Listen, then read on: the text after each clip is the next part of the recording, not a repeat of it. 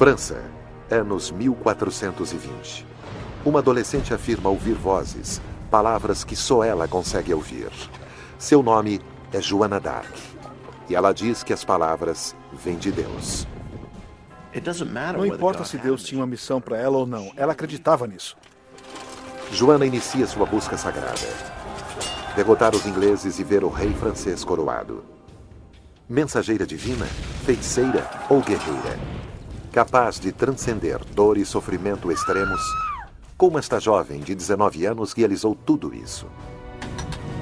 Procurando respostas, historiadores, neurologistas e psicólogos religiosos examinam sua vida extraordinária, abrindo o arquivo confidencial sobre Joana d'Arc.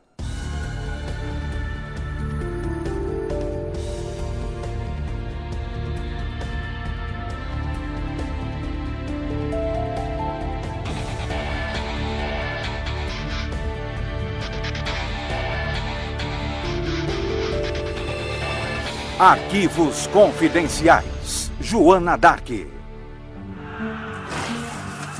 Joana d'Arc, santa padroeira da França e heroína nacional. A história dela tem sido composta através dos séculos, fazendo com que a verdade da vida desta jovem seja encoberta pela lenda. Raquel Gibbons estuda Joana e a história medieval há mais de 20 anos. Ela é santa, ela é cavaleira, ela é herege, ela é feiticeira, ela é campeã feminista, ela é profeta. Examinando os detalhes de cada um de seus atos milagrosos, cientistas agora acreditam que possa ser possível revelar o que se esconde por trás das proezas de Joana em vida e na morte.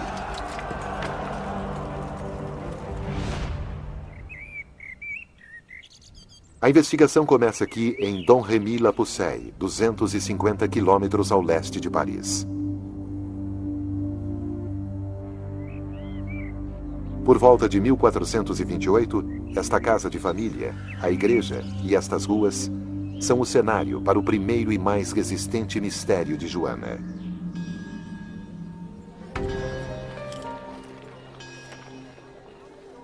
É aqui que ela faz sua escolha e sai da obscuridade para tornar-se lenda.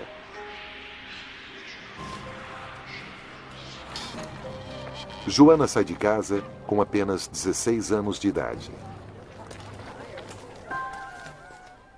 Ela toma a decisão de sair praticamente sozinha de sua aldeia de origem em um tempo em que muitas pessoas jamais passariam uma noite sequer longe de casa. É uma coisa bastante admirável alguém fazer isso naquela época, e com certeza também foi para uma garota como Joana d'Arc.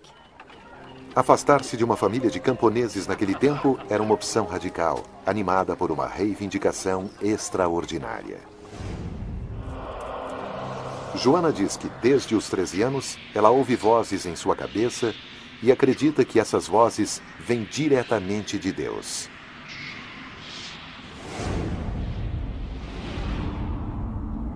Alguns especialistas atuais afirmam que isso mostra que Joana era louca e esquizofrênica.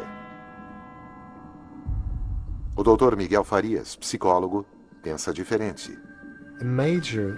Deve ser feita uma distinção importante entre pessoas que ouvem vozes e têm problemas psicológicos graves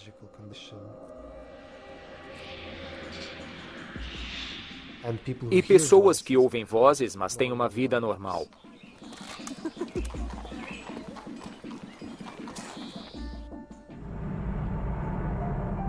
Não existe registro histórico que sugira que Joana alguma vez tenha sido considerada louca. Na infância, ela teve um comportamento social aparentemente normal. O Dr. Farias acredita que as vozes poderiam ser pensamentos escondidos em seu inconsciente. Em um ponto de vista puramente psicológico, podemos pensar que ela tinha uma espécie de disposição de personalidade que permitia que ela percebesse coisas a partir de seu inconsciente e que ela interpretava como sendo vozes. Por causa das crenças cristãs de seu tempo, ela deduz que essas vozes são mensagens de Deus. Este tipo de percepção não é de fato incomum no século XV. Na época em que Joana d'Arc viveu, houve provavelmente muitos visionários ou profetas espalhados pela França. Nem 2 nem 3, mas centenas. Isso é algo incomum, mas que com certeza também não é excepcional. E muitos desses visionários eram mulheres. Vista como uma mensageira divina, Joana poderia ter sido facilmente aceita. Sua possível faculdade de acessar o inconsciente e seu profundo fervor religioso poderiam explicar sua vocação de ouvir a voz de Deus. Mas são as ações extraordinárias que elas inspiram que destacam Joana. Se as pessoas da época acreditavam ou não nas vozes, se acreditamos nelas hoje, isso não é realmente importante. O que importa é que Joana acreditava nelas, e acreditava tanto que estava preparada para executar até uma tarefa que parecesse impossível.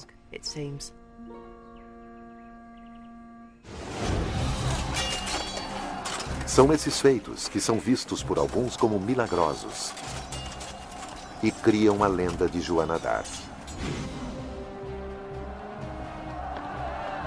E eles acontecem bem no meio de uma campanha militar furiosa.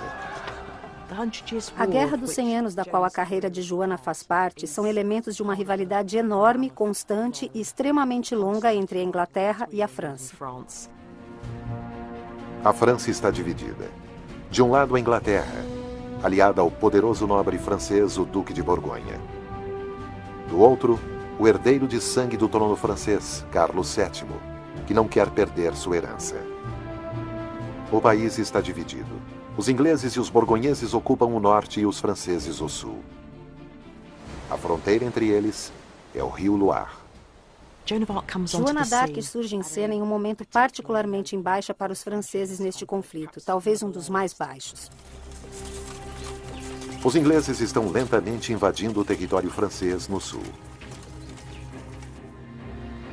E é neste cenário que surge Joana d'Arc, negociando sua entrada na corte real de Carlos VII em março de 1429.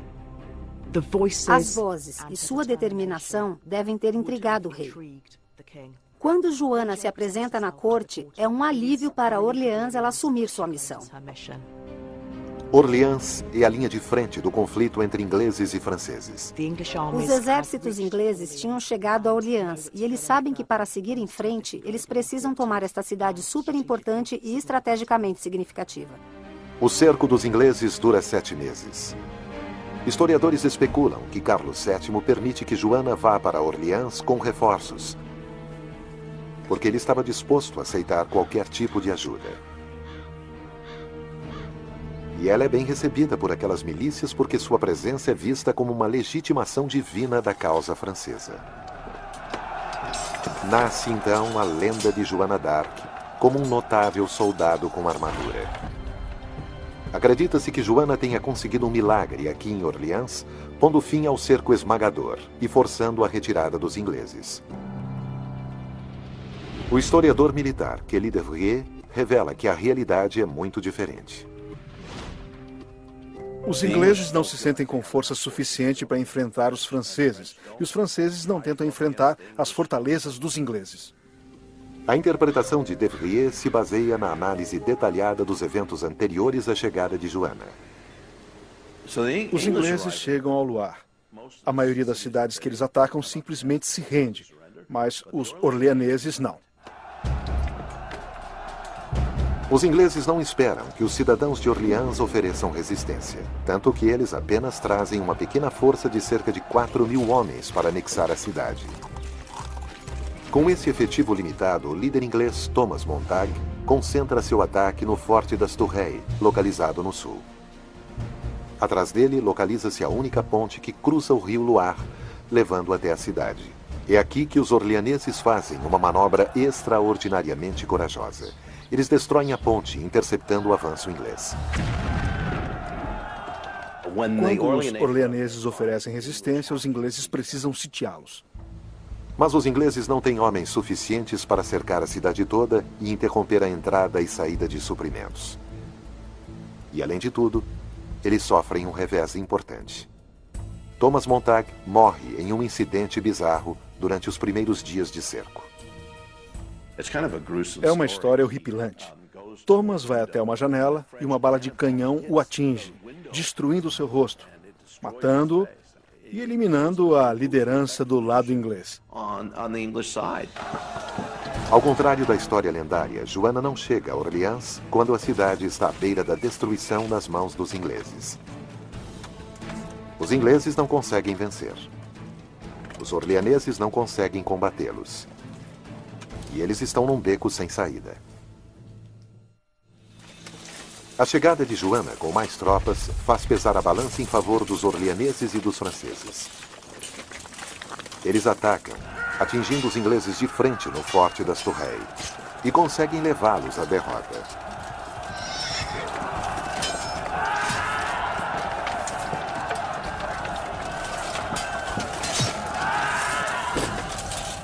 Em vez de uma vitória milagrosa, De Vries acredita que os ingleses não eram uma grande ameaça. Todos querem acreditar que os ingleses poderiam ter tomado o resto da França. E Joana d'Arc é o fator determinante para que isso não tenha acontecido. Mas eu acho que eles não conseguiriam vencer. Enquanto a vitória de Orleans pode ter sido menos do que extraordinária, um milagre considerável acontece no campo de batalha e não pode ser tão facilmente explicado.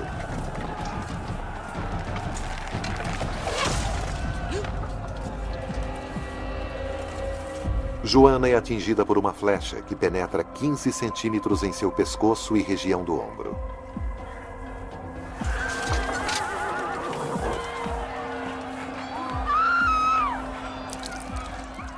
Muito sangue foi derramado. Alguns achavam que Joana poderia morrer por causa disso. Um ferimento aparentemente fatal e, apesar disso, pouco tempo depois, ela está de volta à batalha.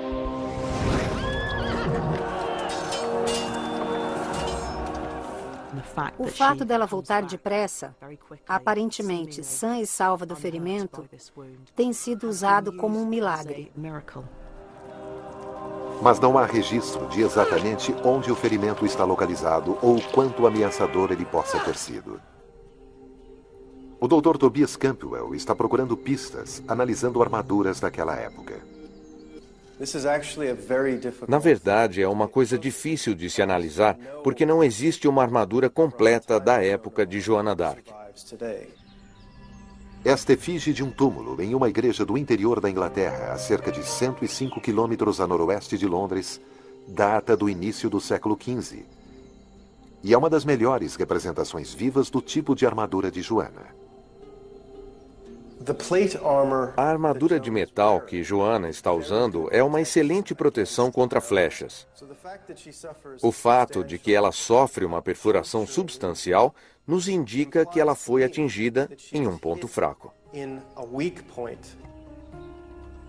Campbell acha que ele pode ter encontrado esse ponto fraco. A chapa do peito que ela está usando vai desde debaixo do braço e cruza o ombro nesta linha. A proteção de ombro que ela está usando provavelmente corre ao longo numa linha paralela similar, mas as bordas não se alinham, existe uma brecha. Então, se ela está em pé na parte de baixo de uma escada, no cerco, e uma flecha é arremessada contra ela do topo de um muro, a flecha desce e a atinge nessa brecha. É um ferimento sério, mas não é fatal.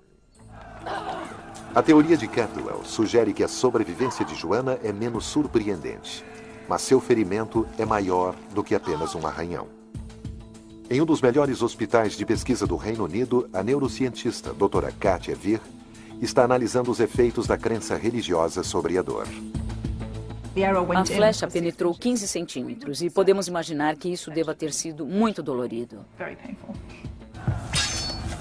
A doutora Vir acha que o segredo de como Joana aguentou essa dor pode estar dentro de sua cabeça. Normalmente achamos que a dor é o que acontece com o corpo em nível físico. Agora sabemos que isso é um pouco mais complexo. Não é só o que acontece na parte física, mas muitíssimo com o que achamos disso em nível psicológico. Vir se une ao psicólogo Dr. Miguel Farias para investigar como alguém pode alterar sua percepção de dor sem eliminá-la fisicamente. O Dr. Farias realiza testes sobre a psicologia da religião e tem uma questão específica que evidencia sua investigação. Até certo ponto, a crença religiosa pode influenciar não só a percepção de mundo, mas também como a pessoa sente a dor e até que ponto se sente dor. Usando um aparelho de ressonância magnética para analisar a atividade cerebral, a experiência do Dr. Miguel vai medir o efeito da fé e da crença sobre a percepção de dor de uma pessoa. 24 voluntários são testados, metade católicos, metade ateus. São mostradas 2 pinturas diferentes para os participantes. Uma delas é a Virgem Maria, e uma outra pintura não religiosa de Leonardo da Vinci. Para cada imagem, eles receberão um pequeno choque elétrico. Depois é perguntado a eles como avaliam a dor provocada por cada choque.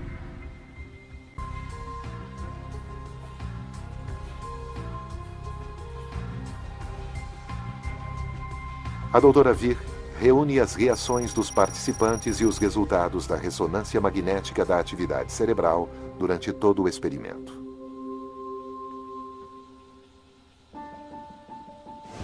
O resultado revela um padrão consistente e a resposta possível para a maneira como Joana pode ter lidado com a dor de seu ferimento. A primeira coisa que notamos foi que os participantes religiosos, na verdade, registraram menos dor, mas só quando eles olharam a imagem da Virgem Maria. A cruz azul mostra a área do cérebro que está ligada à redução da dor. No grupo ateu, nenhuma atividade é registrada nessa área. No grupo católico, a história é diferente. Aqui vocês podem ver que conseguimos. Eles empregam um mecanismo que é representado aqui nesta pequena região do cérebro que os ajuda a amortecer a dor. Dada a profunda convicção religiosa de Joana, as conclusões podem explicar sua rápida recuperação. Ela encontrou força em sua crença para realmente suprimir a dor, também em nível físico. Isso pode ao menos apontar em direção ao que poderia estar acontecendo no cérebro dela quando ela foi ferida e continuou lutando. A experiência mostrou que Joana pode ter sido capaz de reduzir sua dor física simplesmente através da fé. É esta crença inabalável que parece impulsioná-la para frente quando ela vê a sua próxima missão completa. Carlos VII sendo coroado em Reims. Sua catedral é o local tradicional de todas as coroações francesas. A coroação de Carlos legitima sua reivindicação pelo trono sobre a reivindicação inglesa rival. A cerimônia acontece em 17 de julho de 1429, 2 meses depois da vitória em Orleans. Mas os historiadores encaram a coroação como sendo a última grande vitória de Joana.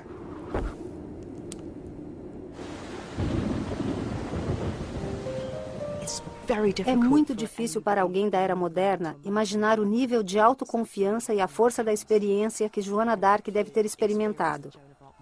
Mas no final é essa confiança em si mesma e sua motivação que acabam provocando sua captura e sua morte. Depois da coroação do rei, ao invés de voltar para casa, Joana assume novas missões militares, incluindo um imprudente ataque em Paris. O ataque falha e ela é capturada pelos borgonheses a cerca de 80 quilômetros ao norte de Paris. Esses soldados franceses, leais aos ingleses, entregam Joana. Sua carreira militar termina. O mito sobre Joana d'Arc diz que ela libertou a França da opressão dos ingleses durante a Guerra dos 100 Anos. Mas as provas pintam uma imagem diferente. Nem a coroação e nem a captura de Joana põe fim à Guerra dos 100 Anos. A guerra só termina finalmente em 1453. Joana não liberta a França como a lenda sugere. A guerra ainda dura mais 20 anos. Sua autoconfiança, antes tão importante para ela, agora se torna um risco. Levada para Rouen, na França, sob domínio inglês, ela é julgada e condenada pela Igreja Católica por heresia. A pena é ser queimada viva em uma fogueira. Eventos em seus últimos dias revelam a verdade extraordinária final das habilidades de Joana. Tudo começa com um momento de dúvida. À sombra da igreja da abadia de Rouen, Joana se arrepende e nega ter ouvido as vozes. Depois de tudo que ela passou, depois de todo o perigo e dificuldades que ela encarou obedecendo aquelas vozes, em seu momento final e mais sombrio, ela as rejeita, confessando seus pecados contra Deus e a Igreja. Ela teve medo, e isso parece ser uma reação humana perfeitamente normal de qualquer um. Imaginem numa garota de 19 anos. Ela vai ser queimada viva. E é impossível não ter medo disso. Mas, incrivelmente, ela retira sua confissão poucos dias depois. Apesar disso, de novo, a autoconfiança de Joana domina sua aparente racionalidade. É o momento de fraqueza, que na tradição cristã a transforma em santa. Ela fraqueja em um determinado momento e consegue aceitar essa fraqueza e superá-la.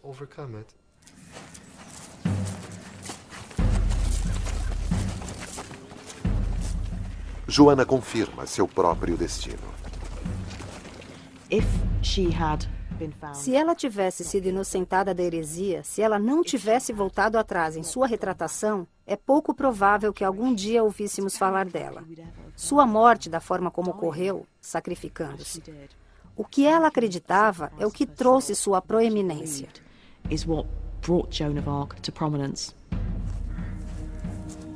A história de Joana, sua vida toda, é moldada por sua incrível força de vontade. E sua morte, 22 meses depois de seu grandioso triunfo, a coroação do rei francês, é a excepcional corporificação final disso. Segundo relatos de testemunhas oculares, ela não pede por sua vida.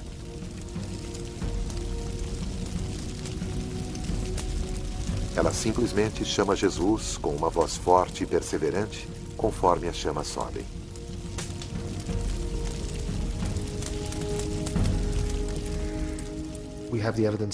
Temos a prova da tradição oriental que as pessoas em estado de meditação altamente concentrado não expressam dor alguma, pois parecem desligadas de qualquer tipo de estímulo externo.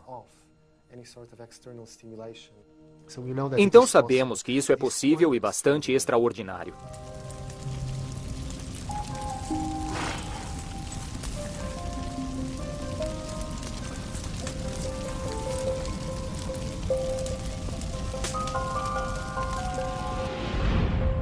A vida adulta da jovem Joana é dominada por seu fervor religioso. Parece que a psicologia dessa devoção extrema e força de vontade oferecem uma explicação para seus milagres lendários. Mas apesar desta grande devoção para com seu Deus, é a Igreja Católica que a queima como herege. E são necessários quase 490 anos para que a mesma Igreja finalmente reconheça Joana d'Arc como santa.